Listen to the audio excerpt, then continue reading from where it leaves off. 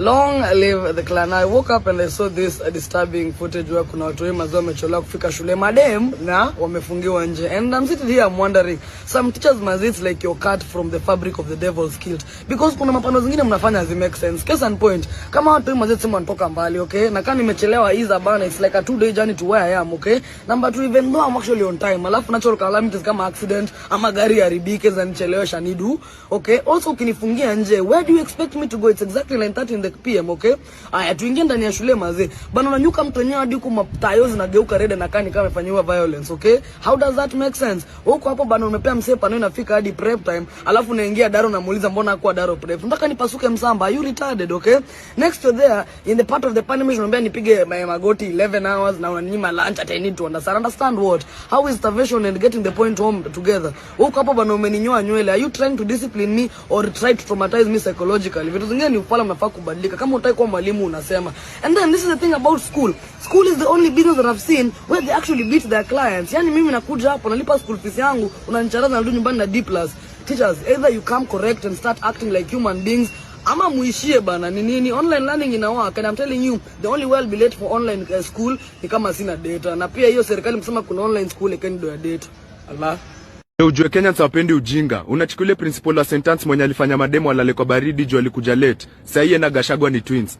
Amefutwa kazi. Amekuwa sacked. Yani hana mboka. Ona sasa, she will now see others do the job she thought she was entitled to do. Ningekuwa wewe, retire at 60 in peace. Sasa una retire in pieces. Madhe, what you did was actually so bad. You should be behind bars as we speak. Leadership is an opportunity to give others a chance to excel and be better in life. Kufutwa mboka January is something I wouldn't wish even on my worst enemy. But my worst teacher, I'll definitely wish. Bunge, yeah, ladies and gentlemen, welcome back to BAV. This is Bunge Audio Visual. So today I'm going to talk about the incident at St. Anne's Girls Secondary School, whereby the principal decided to principal aliamua kuacha wanafunzi wakae nje in the dark just because they came into school. They actually reported late during the official opening date. So it seems that our wanafunzi walichelewa with some few hours. Then the principal, since she was angered and she couldn't reason like a normal human being, or rather reason as a principal, as a mature principal, she decided to leave the students out of the school mpaka usiku kwa giza. Imagine a whole principal, a lady principal, akaamua acha wasichana watu wa jinsia yake nje usiku. I'm talking about, this is a mother. I'm sure kuna watu ipi nyumbani wa labda kwa high school or primary, but this is a mother. She knows at times in life you might be trying to do some things, or maybe to report somewhere on time or to do something on time, but kuna vitu zinaitwanga unavoidable circumstances. These are acts of God, these are acts of nature, things that you cannot control, things that are beyond your control. Imagine our wanafunzi watakuwa experience various challenges zenye hawange control. Let me give you an example. If at all wanafaa ku report shuleni at maybe by noon, na tuseme ingekuwa hajapata accident, or rather ingekuwa gari hajapata tire burst, maybe wangefika on time, but because gari ilipata tire burst, of which ni kitu wange control. Unaona, tire burst ni kitu wezi control, inakoziwa by different things. Unakoziwa na vitu kukanyaga kwa vitu kama mawe, unaona, rocky grounds, ama depending the terrain you may travel to within. Gari assume imepata tire burst. Is it something that you can be able to control? You cannot be able to control a tire burst. The only thing you can do is look for a solution. Na solution ni nini? Ni kushuka kwa gari, take your time to do nini? To do the replacement of the wheel. Even the only way the only way you can be able to overcome such a challenge. And it means that your time una take ku repair your gari ni time yenye labda ungetumia fanya nini ku move. You get? So it means that you're going to arrive at your destination a few minutes late, or maybe a few hours late, which is okay to me. You need to always control. Those are what you call unavoidable circumstances. Or number 2, to assume kulikuwa na accident. Mkipata accident inamaanisha watu wa traffic police watakuja hapo for you to, hata story ya kwenda shuleni itakatishwa temporarily, so that to ensure watu wenye wameumia wameenda kuwa hospitalized, wametibiwa, then after wametibiwa wamekuwa discharged, then from there any other event is able to follow up. But it's so sad that such a principal haoni vitu kama hizo. He lives in a delusional world, anafikiria kila kitu lazima ifanyike vile shule imedemand, no matter the kind of circumstances utajipata ndani on your way to school. So she ended up locking the girls out of the school. Giza ikawapata huko, and I'm pretty sure some of them were very very uncomfortable with such kind of situation. Imagine mtoto mdogo ameanza mwaka, ameset goals zake right, kila kitu right, but because ameface an unavoidable circumstances while going to school, wewe unakuja una end up kumlock nje without even necessarily asking each and every student the reason as to why they came in late. Hata ukutaka kujua, you just assume that hao wamefanya late, wamekam kwa shule late deliberately, then ukaamua okay, I think the best solution to this is to actually show this guy the other side of me. Let me show them who I am, or rather let me show them what I am made of, which is a very very very backward way of thinking, as per my opinion. So the principal actually locked them out. Walipigwa na baridi. So I don't know what really happened, but I'm pretty sure some of them communicated to their parents back at home, and the parents were really dissatisfied with the kind of decision that the principal made. So they decided to take a legal action against the principal. And as you're speaking, the principal has been is actually serving her indefinite suspension. So it means that she can no longer she's no longer allowed to partake her responsibilities as the principal of St. Giles Girls Primary. And so her deputy actually took over, because how can you run a school when you are reasoning in such a manner as a school principal? Mwaka ndio imeanza, instead of making rational decisions, instead of seeking for better solutions za kusaidia wanafunzi, or rather instead of being an understanding teacher, or rather an understanding principal, you end up locking watoto wase nje. What if hao watoto wa watu wangekuja wapigwe na wakora hapo nje, wakatokata mapanga waishi? Unaget? What if hao watoto hapo nje wangekuwa attacked na wild animals? Tumekuwa na numerous cases za stray animals zimekuwa encountered huko nje. Lions everywhere, buffaloes everywhere, leopards everywhere. What if hao watoto wangekuwa attacked na hizo wild animals?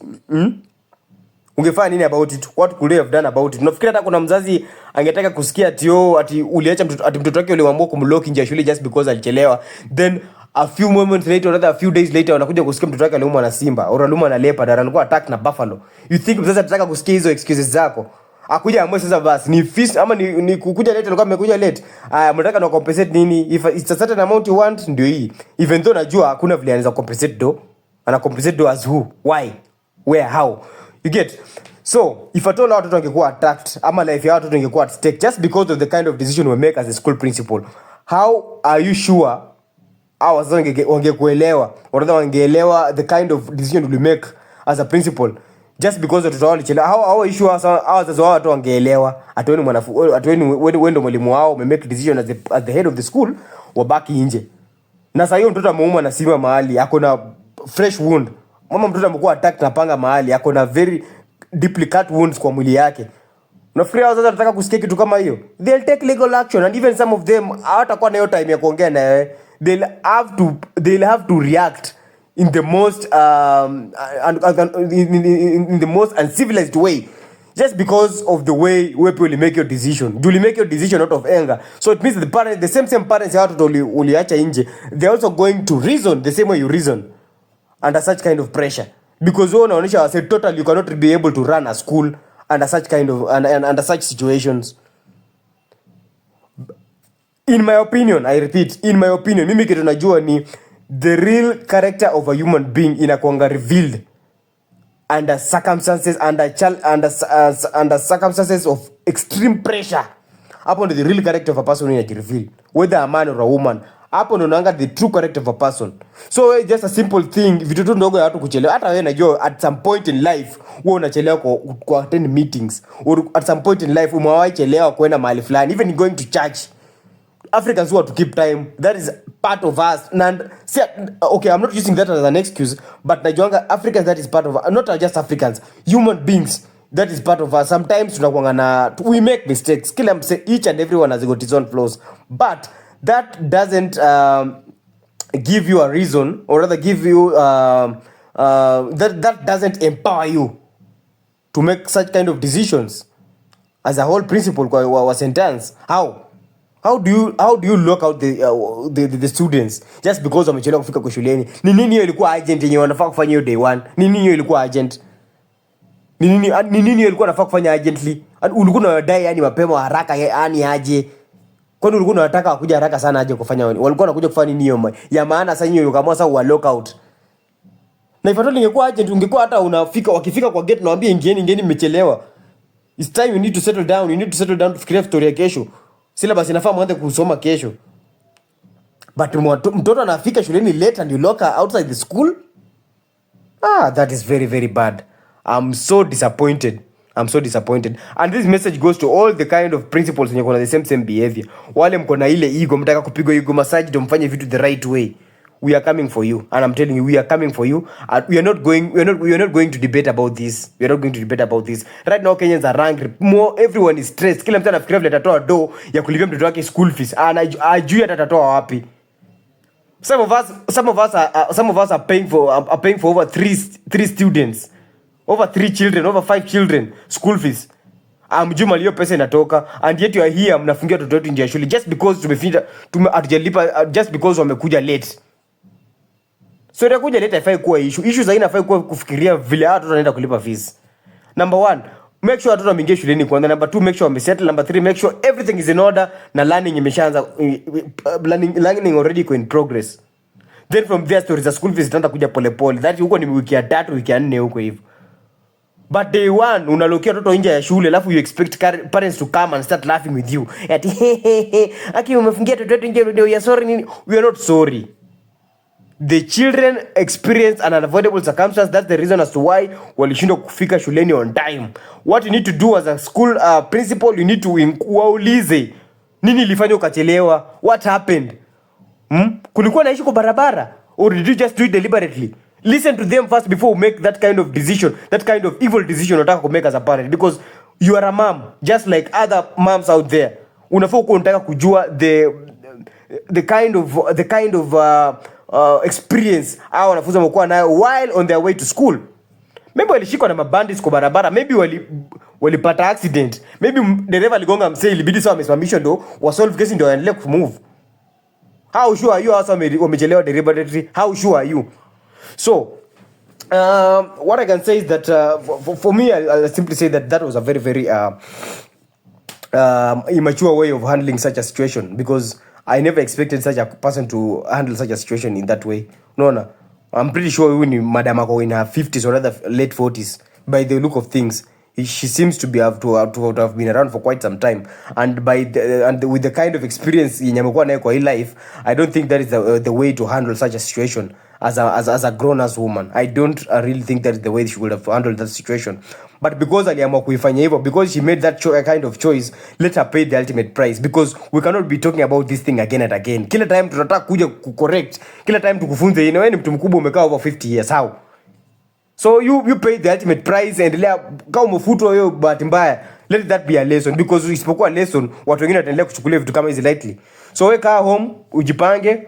Of course, we need to bounce back by learning from it and pursuing some other interest in life. See, okay, we don't wish such kind of thing to happen to you, but because when you ulifanya na bidii, so I think ni vizuri pia upate hizo results. Then we uende ukae chini, you do some reflection of that. Unaona, do some meditation, go meditate about it, kaa chini, pray to God so that next time ukikuwa handed with such a privileged opportunity in life, ufai take it for granted, because unafaa ujue anytime una fuck up kwa hii life, there will always be somebody to replace you, especially kama kwa hii sector yako employed. There will always be somebody to replace you, especially wale wase kwa positions iko na assistant wao. We jua tukaanga tukijua anytime you fuck up, your assistant will be there to replace you, that whether you like it or not. Unless mkufe wote, unless mface unavoidable circumstances in mongelea, to assume on a team building trip or something of the sort, mkuwe mnataka kwenda mahali ndio ukufe na assistant wako. But ufuck up kidogo na wewe assistant wako kwa mahali ametulia, she's very humble, she's working as hard as you are working. But the difference between you and her is that she's working as hard as you are working, and she's still humble, and she knows how to conduct herself as a responsible human being. Wejua your days are numbered in office, and it's just a matter of time utakuja utolewe kwa hiyo ofisi. Yeah, so that's all for today. But mimi tunataka tu encourage you saying is that you need to always act your age. You always need to be kind to everyone, no matter the kind circumstance you're facing, I don't care what you're going through, because what you're going through, everybody else might be going through. In fact, kuna wenye hata na go through hell than whatever you're experiencing. So what I would like to say is that anytime you're handling such a situation, especially in very, very trying moments, make sure decision una make ukijua yenyewe hii decision na make to the best of my ability. After nime brainstorm na watu na after nime consult watu different. Usi make decision just because you're angry, because uki make decision based on anger, trust me, you won't like the results. That one I can assure you. You won't like the results. The decisions that you're gonna make at that moment when you're angry. Yeah, I think I'll have to call it a day, and that's the end of today's episode. I'm just doing a short episode that is Bunge Audio Visual. Be sure to subscribe and hit the notification bell to get more updates on whatever you're talking about and on various events that are happening not only in Kenya but across the globe as well. It's your boy Buffet. See you next time.